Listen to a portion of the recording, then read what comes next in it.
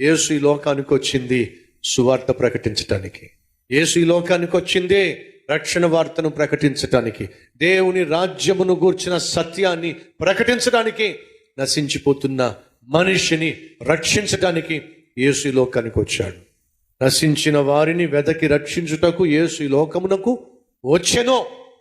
ఇది సత్యం, ముమ్మాటికి సత్యం. ఇక స్వస్థత అంటారా, మన జీవితాల్లో ఉన్న అవసరాలు తీర్చటం అంటారా, అది సెకండరీ. అదేమిటది? సెకండరీ. ఎందుకంటే మన అవసరాలు దేవుడు చూసినప్పుడు ఆ అవసరాలు తీరుస్తాడు. ఆర్థికంగా మనకు సమస్యలున్నా, ఆరోగ్యపరంగా సమస్యలున్నా, కుటుంబంలో సమస్యలున్నా ఆ సమస్యలను ప్రభు తీరుస్తాడు. కారణం ఏమిటి? ఆయన మనం ప్రేమిస్తున్నాడు కాబట్టి. కానీ వినండి, ఆ సమస్యలు తీర్చాలంటే, మనకు ఆరోగ్యాన్ని ప్రసాదించాలంటే, మనకున్న అవసరాలు తీర్చాలంటే, మనకున్నటువంటి కుటుంబ సమస్యలు తీర్చాలంటే యేసుక్రీస్తు పరలోకాన్ని విడిచిపెట్టి భూమి మీదకి రావాల్సిన అవసరము లేదో.